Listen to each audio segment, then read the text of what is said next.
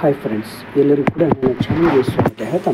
ಇಲ್ಲಿ ನೋಡಿ, IRDA ಇಲ್ಲಿ ದೇಶಾದ್ಯಂತ ಎಲ್ಲ ಇನ್ಶೂರೆನ್ಸ್ ಕಂಪ್ನಿಗಳಿಗೂ ಕೂಡ ಹೊಸ 5 ರೂಲ್ಸ್ಗಳನ್ನು ಕೇಂದ್ರ ಸರ್ಕಾರ ನೀಡಿದೆ ಆಲ್ರೆಡಿ. ಹಾಗಾದರೆ ಏನು ಪ್ರತಿಯೊಬ್ಬರೂ ಕೂಡ LIC ಮಾಡಿದ್ದೀರಾ? ನೀವು ನೋಡಲೇಬೇಕಾದಂತಹ ವಿಡಿಯೋ ಇದು. ನಿಮ್ಮ ಫ್ರೆಂಡ್ಸಿಗೆ ಶೇರ್ ಮಾಡಿ, ಅದಕ್ಕಿಂತ ಮುಂಚೆ ನನ್ನ ಒಂದು ಚಾನಲನ್ನು ಸಬ್ಸ್ಕ್ರೈಬ್ ಮಾಡಿ. ಓಕೆ, ಬನ್ನಿ ಏನು 5 ರೂಲ್ಸ್ಗಳು ಅನ್ನೋದು ನೋಡೋಣ. ಇಲ್ಲಿ ವಿಮಾ ಕಂಪ್ನಿಗಳಿಗೆ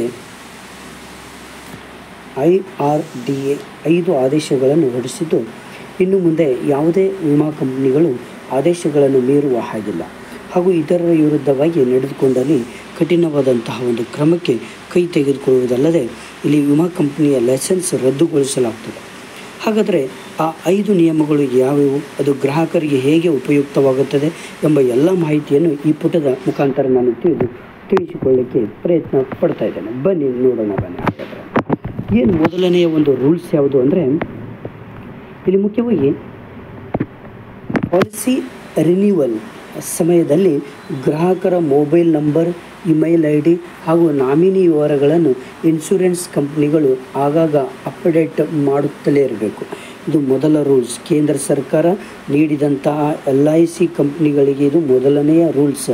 ಓಕೆ, ಇದು ಗ್ರಾಹಕರಿಗೆ ತುಂಬ ಯೂಸ್ ಆಗುವಂತಹ ಒಂದು 5 ರೂಲ್ಸ್ಗಳಿದೆ.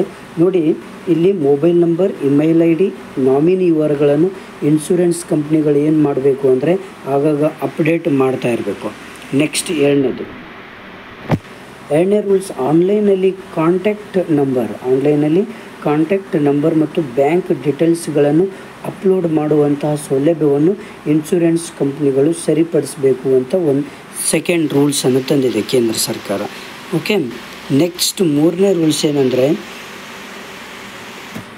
ಇಲ್ಲಿ ಅನ್ಕ್ಲೈಮ್ ಇನ್ಶೂರೆನ್ಸ್ ಅಂದರೆ ಸಂಬಂಧ ಗ್ರಾಹಕರ ಒಂದು ಸಂಪರ್ಕ ಸಾಧಿಸಲಿಕ್ಕೆ ಬೇರೆ ಬೇರೆ ವಿಧಾನಗಳನ್ನು ಇನ್ಶೂರೆನ್ಸ್ ಕಂಪ್ನಿಗಳು ಹುಡುಕಬೇಕು ಅಂತ ಇದು 3ನೇ ರೂಲ್ಸ್ ಕೇಂದ್ರ ಸರ್ಕಾರ LIC ಕಂಪ್ನಿಗಳಿಗೆ ಕೊಟ್ಟಿದೆ. ನೆಕ್ಸ್ಟು 4ನೇ ಒಂದು ಮೆಚುರಿಟಿ ದಿನಾಂಕವನ್ನು, ಮೆಚುರಿಟಿ ಡೇಟ್ ಕನಿಷ್ಠ 6 ತಿಂಗಳ ಮುನ್ನ ಇನ್ಶೂರೆನ್ಸ್ ಕಂಪ್ನಿಗಳು ಪಾಲಿಸಿದಾರರಿಗೆ ತಿಳಿಸಬೇಕು. ಇದು ತುಂಬ ಇಂಪಾರ್ಟೆಂಟ್ ರೂಲ್ಸನ್ನು ತಂದಿದೆ.